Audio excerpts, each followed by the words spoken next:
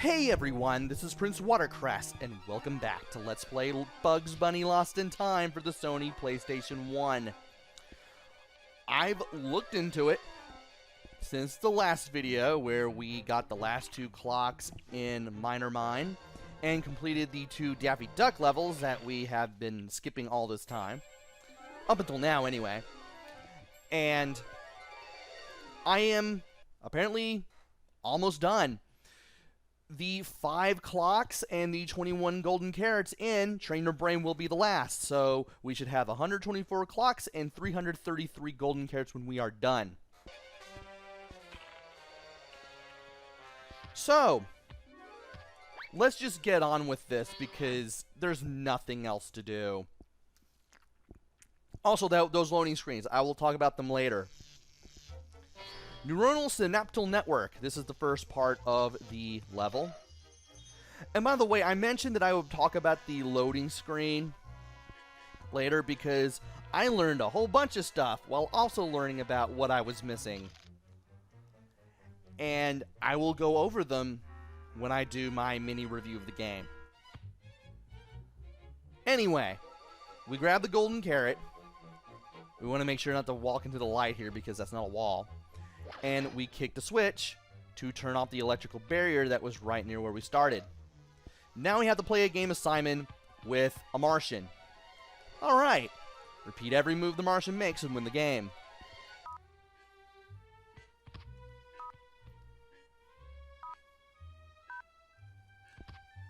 Well, this seems simple enough.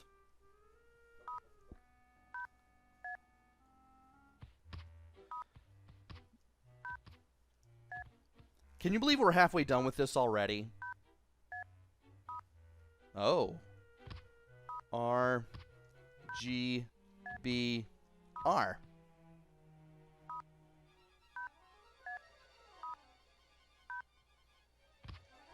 R, G, B, R, G.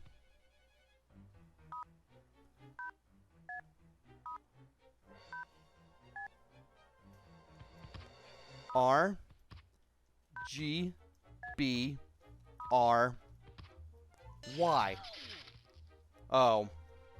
I forgot to press G. Okay. O. O, G. Yeah, if you mess this up, you're starting all over. O, G, B.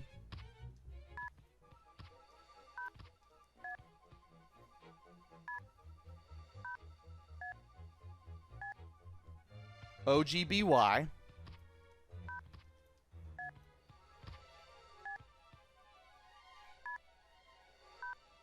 BYR. OGBYR.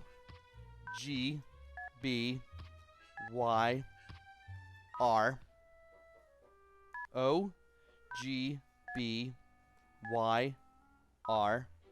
V. Hey. O. G, B, Y, R, V. And once you get to 6 colors, the Martian runs away, you get a clock. And he runs off towards the switch and then falls off the edge there. Let's tiptoe to get the golden carrot and let's get the switch. So we played a little bit of Simon there, a little game of Simon. You have 6 colors to work with. You have to jump on the ones that the Martian does in the order that the Martian does. You have to jump on the colors in order. And when you get to 6, you win the game. Now it's time to go through this little merry-go-round again. Haven't seen this since the first level of this area, and I couldn't get myself lined up with that golden carrot in time, so let's try this again. There we go. Having trouble grabbing that for some reason. And we have now triggered our first checkpoint, and we've gotten our 4th golden carrot. Let us go ahead and play another memory game. Press the green button and look carefully. Can you redo it? So, we have a red X.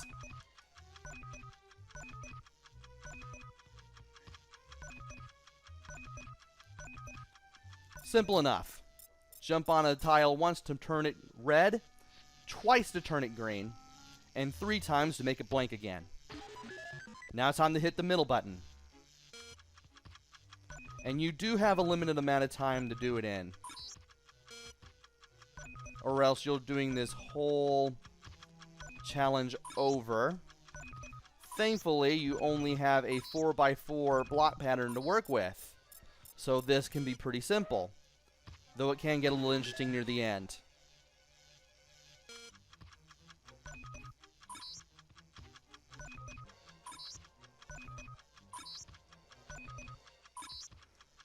Especially right here.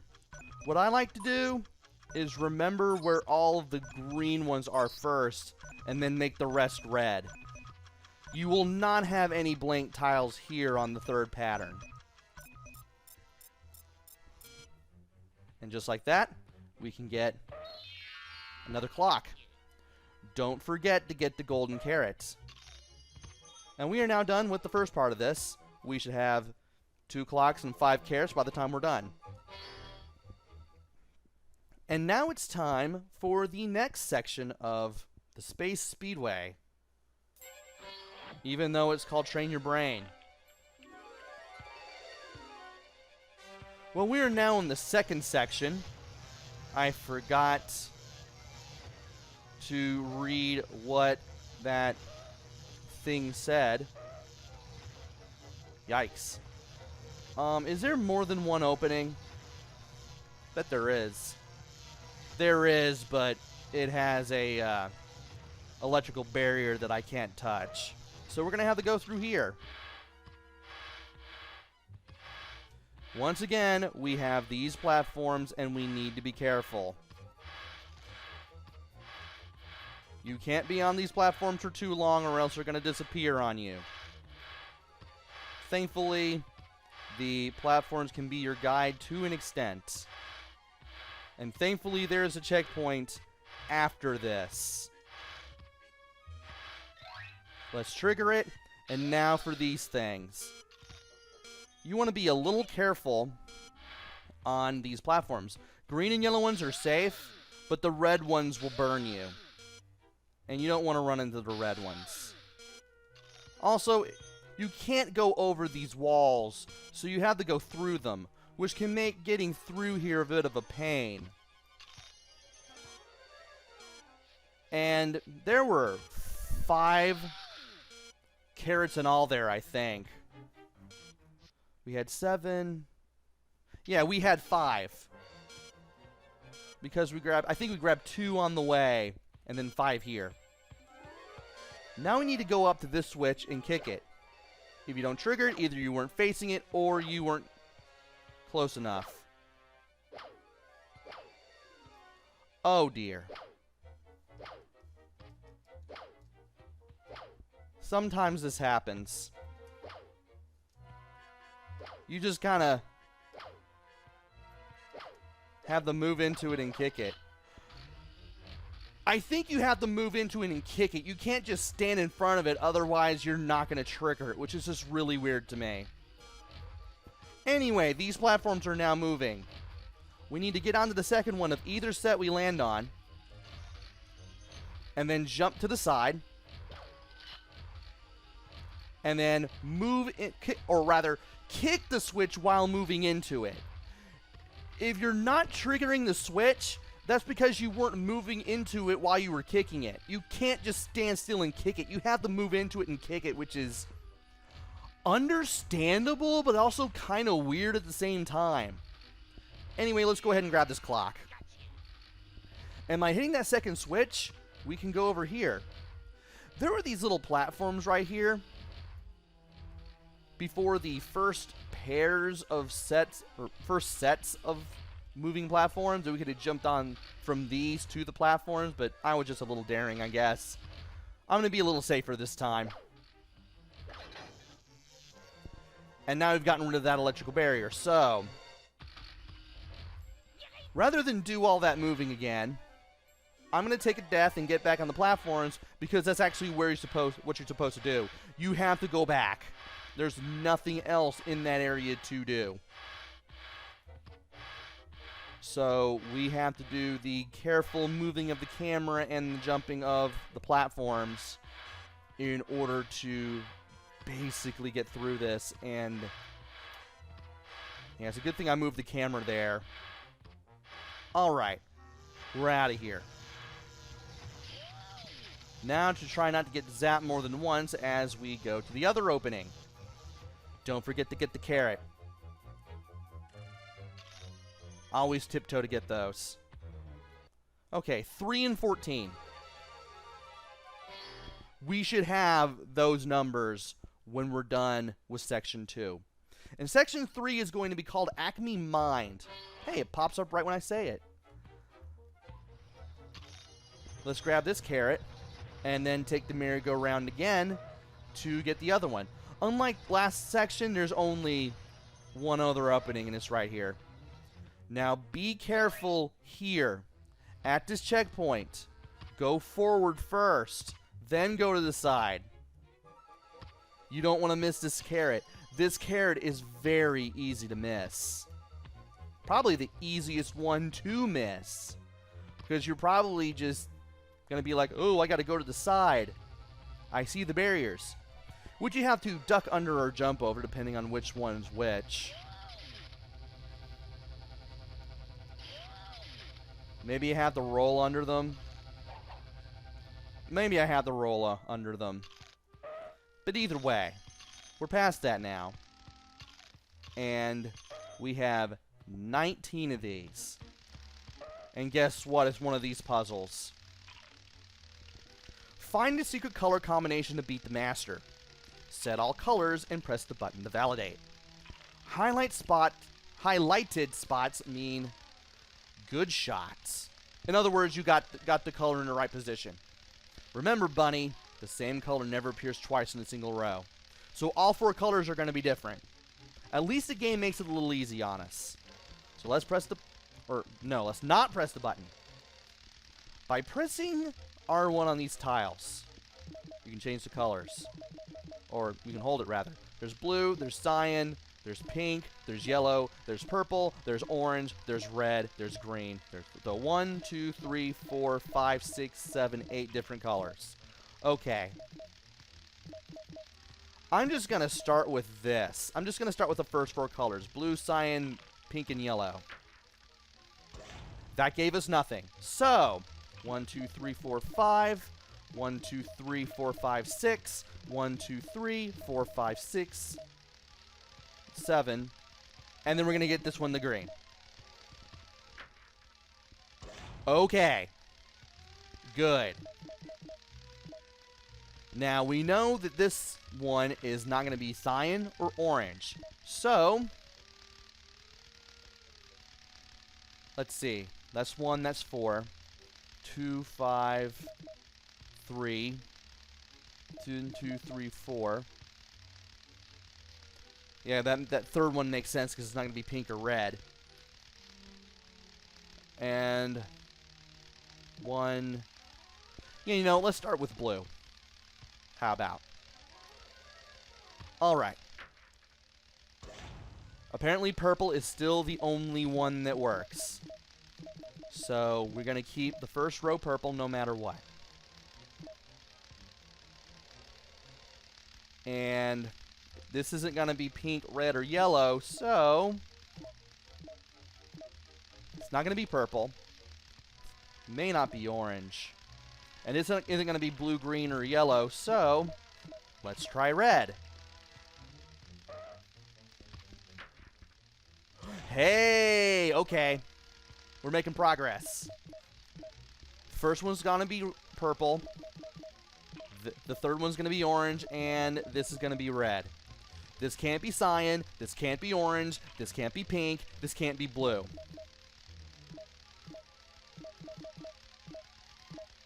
I'm going to pick yellow. Let's see where this goes. We got it. We only had 6 tries to do this in. The fact that colors don't repeat anywhere is wonderful. I think that if you don't get it right after 6 tries, you have to do this all over again. Anyway, this thing's going to look at me. Well, I grab the clock. And we have 4 clocks and 19 golden carrots. Now it's time for the last section of this.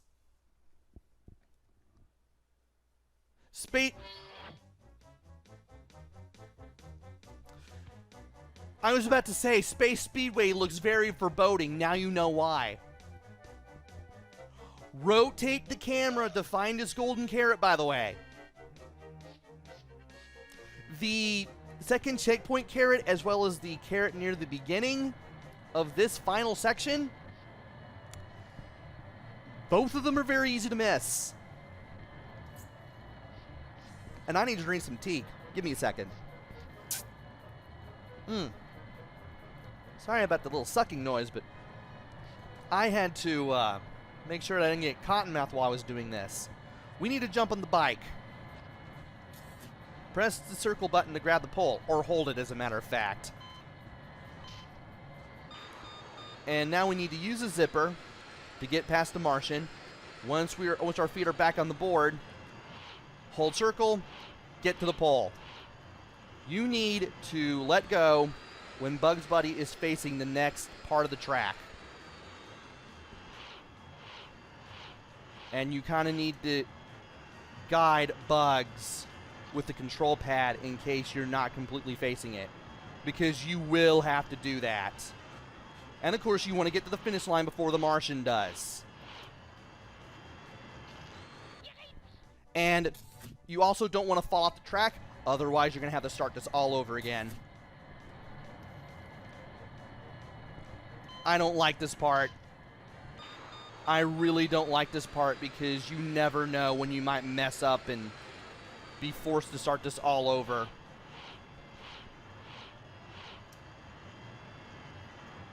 Yeah, you just really have to pay attention to where you're spinning, time your movements, always hold circle while approaching the pole, always take the zipper, always take the speed boost, watch where you're spinning.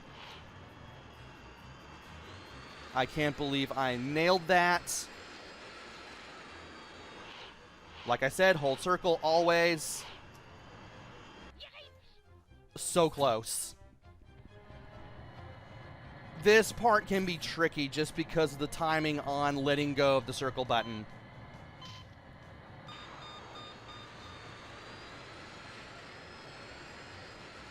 So we're going to have to do this all over again. And the side from which you grab from does change whether you spin clockwise or counterclockwise. So pay attention once you're on the pole.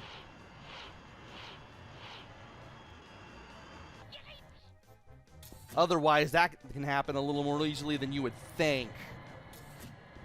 I am not liking this. Alright, yeah, I want to stay to the left of the Martian rather than the right. And I'd rather spin clockwise, apparently. Come on. Yeah, I would much rather spin clockwise because I am apparently more used to that. And I am not spinning clockwise. I am not. Oh dear. And I wish this guy was away from me.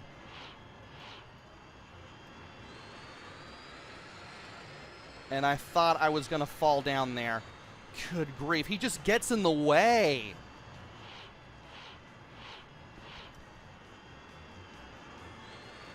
Ah, I thought it was still in the track. Come on. This is called train your brain, not train your patience.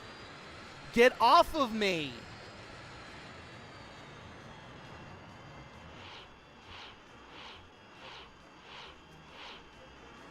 And he fell down. That actually happened. I did not think that was possible. Apparently because I was so close to him. Get off of me!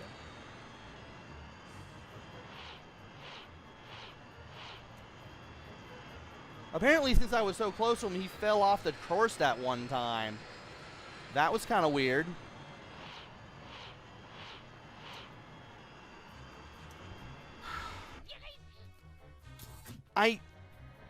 I still can't pull it off. You swing just fast enough to make it harder to figure out where you're going to go as soon as you let go of the button. And he just couldn't get out of the way.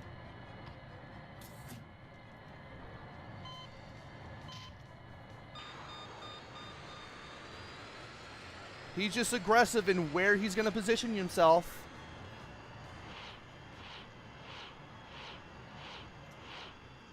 And I had no idea where I was going to go. It's like you have to swing towards the platform and then let go from there.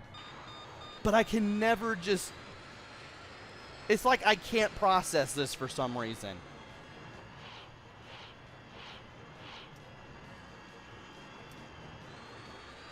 Also, I wish you could press X to jump, but sadly you cannot do this while you are doing that.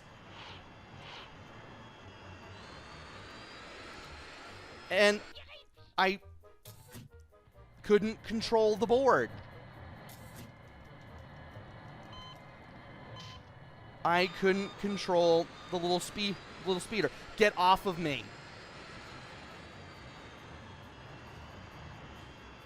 I couldn't grab the pole. This is so frustrating. This is really, really frustrating. I honestly feel like this should have been replaced with another logic puzzle or something.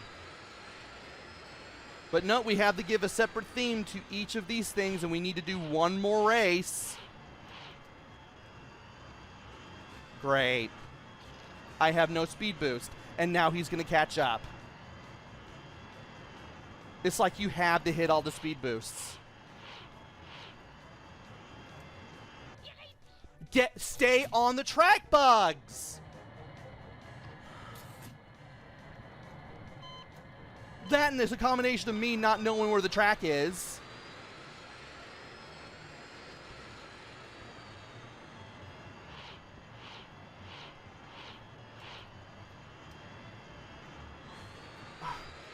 Just swerving everywhere. You can tell I'm not a big fan of this. Just because of all the trouble you have to go through just to ensure that you finish first. And one wrong slip up or too much time wasted will end it for you. And you want to hold...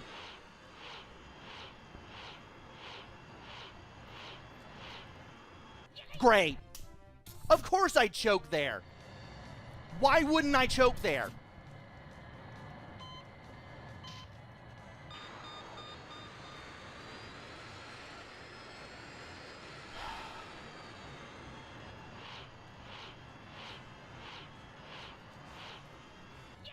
I can't get... It's like I get worse and better at the same time.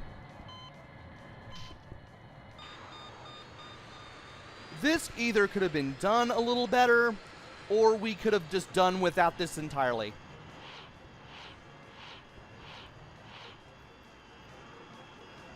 Either or. I have no in-between opinion about this.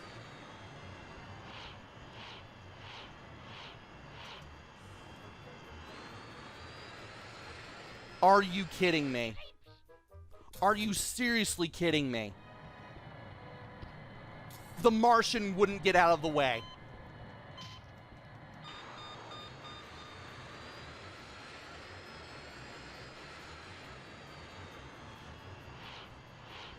You can tell I am not a big fan of this just from my constant complaining.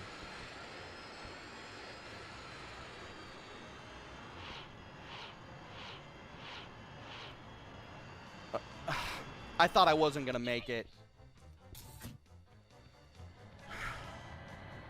Come on. This is ridiculous.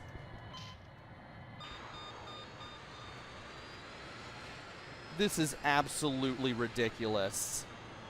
Just let me do this game. And I almost didn't even know where I was because the Martian was just right on top of me.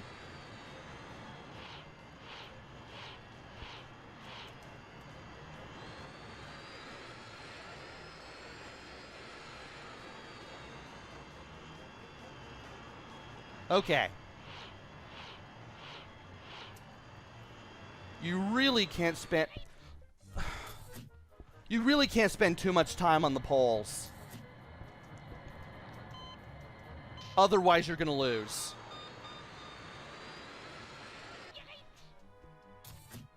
I'm not liking this.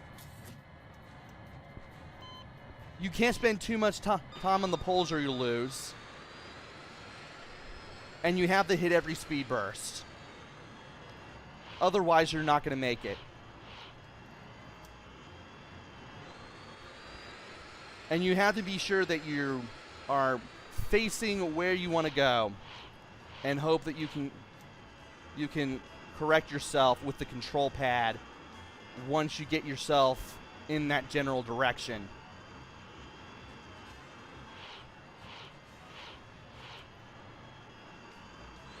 Okay. Hold circle. Got it.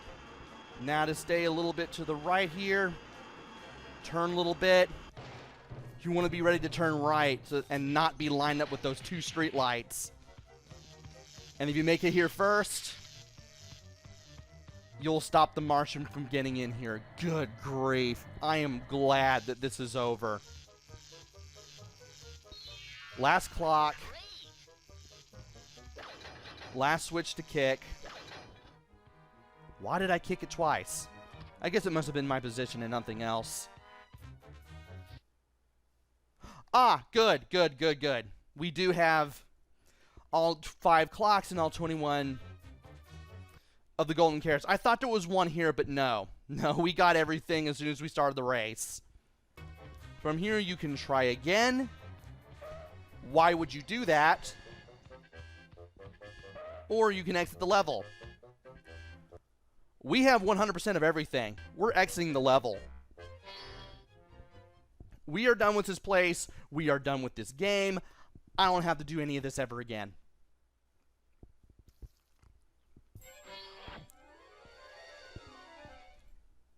Great. Just perfect. You have completed this level. Let me save your position. Yes, though that way I don't have to do this ever again. Thanks, Moyle. Bye. Yeah, goodbye, Moyle. Congratulations, Bugs. You found enough clocks to open the present day. Present. And from here, you can replay any level you want. You can do basically anything you want. And we finally know what 120 clocks gets us out of 124. The present day. And because we have 100%, we're going to get the better ending. I mean, both are good, but you get the better ending, you get everything. So, if you were wondering what 120 clocks got you, this is it. But if you're wondering what everything got you, all 333 golden carrots and all 124 clocks, this is it.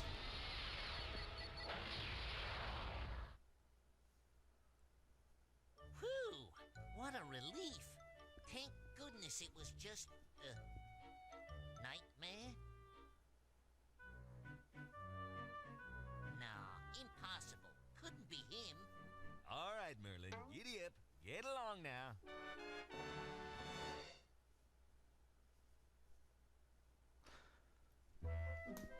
That's your ending, if you get everything. And we are now at Pismo Beach, where we can have all the clams we can eat. So, that ending is a reference to a 1955 Looney Tunes cartoon called Nightmare Hare. In that cartoon, Bugs Bunny has a dream where he ends up in King Arthur's court. He meets a knight. What was his name? Sir O of K, Earl of Watercress. I do like that part, by the way. Sir Osis of the Liver. And Sir Sister of Worcestershire something Shire Sir. I can't remember the whole knight's name. And then he gets away from him, and then he enters a castle where he meets Merlin Monroe, or more fully known as Merlin of Monroe. And he tricks Merlin of Monroe, Bugs does, into turning into a donkey. Then he wakes up from his dream, meets a guy with a donkey, and finds out that the donkey's name is Merlin. If the little hat with the little spinny thing wasn't a hint that that was going to happen, nice shout out to catering there, and boo chicken place not delivering free of charge. And now for the voice actors. What was I going to say? If that little spinny thing on the little hat with the spinny thing wasn't a hint of what was going to happen in the ending, I don't know what was. And unless you've seen Nightmare Hair, you're not going to get the ending. But nevertheless, it was just a dream. So, basically, you can get the ending if you haven't seen it, but unless you've seen Nightmare Hair, you're not going to know that it's a callback to Nightmare Hair. Nightmare Hair was also the only appearance of Merlin of Monroe. He's had a few cameo spots here and there, especially on Sylvester and Tweety Mysteries, but this game is his one big shining moment for some reason. Didn't find any of that out until last night. The opening and the opening and closing cutscenes for this game, the opening and the ending, where we're in nowhere and the whole donkey thing, those were references to Nightmare Hair. You even have Bugs saying they laughed at the man who invented penicillin while we were in the tutorial in nowhere, which he also said in the end of the cartoon. I didn't catch any of this until last night when I was looking stuff up. So, this game, how does it measure up? It's quite good. I feel like it's an unsung platformer for the PS1.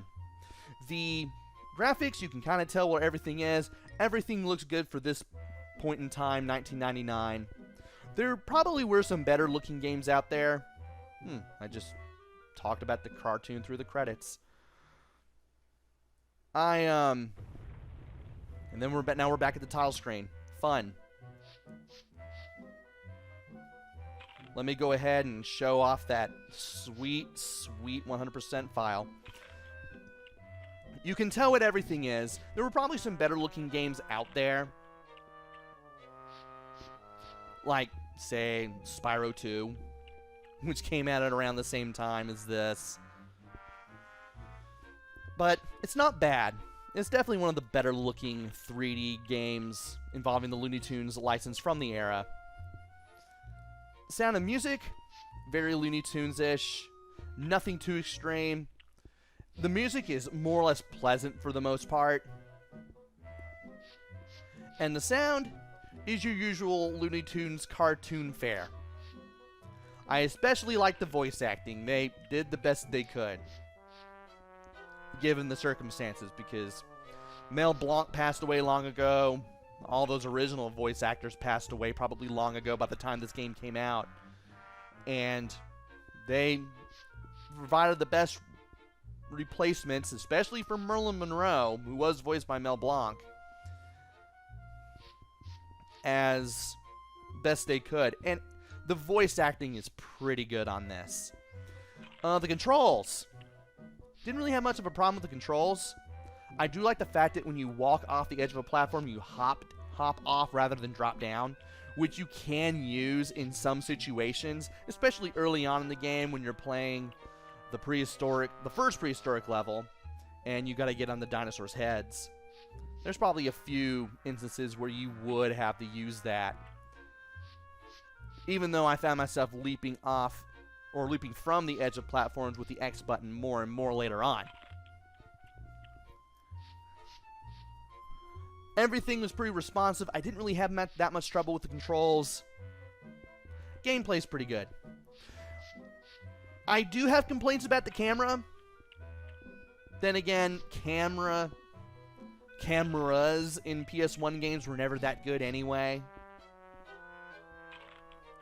Though I could make an exception for Spyro 2. There I go, mentioning that game again. But other than that, other than the camera controls, and the camera being what it is, it's alright. And replay value. You'll probably be spending a good amount of time getting stuff in case you get the incomplete ending.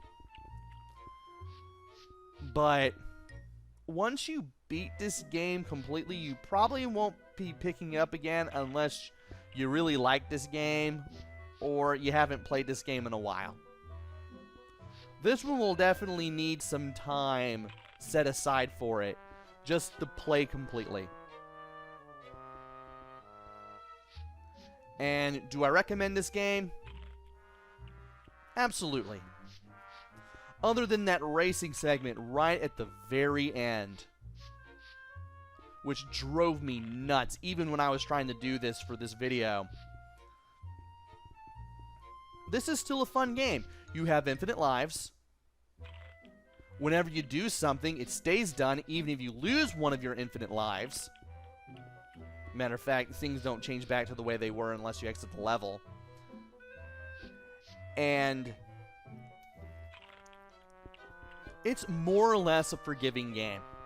It's one of the easier 3D platformers from the late 90s that's out there. I feel like people don't talk about this game often enough, which is too bad because... I'll say this. I didn't dislike the game. I didn't even dislike the game, much less hate. But here's the thing. I was able to appreciate the fine touches that were put in this game. I got used to the nuances that this game had pretty early on. And once you spend time with it, it is a pleasant 3D platformer to play. I mean, the developers took good care with this one. And while this game doesn't set the world on fire, what it does well. I will give it that. If you see this, give it a shot. It's a pretty good platformer for PS1 that's not Spyro or Crash or what have you. You'll be surprised. Anyway, this has been Let's Play Bugs Bunny Lost in Time for the Sony PlayStation 1. Hopefully I'll be back with another game. Maybe it'll be good. Maybe it'll be bad. Maybe it'll be somewhere in between. Who knows? Until then, this is PrinceWatercress. Take care. Stay safe. Thanks for watching, and see you guys later.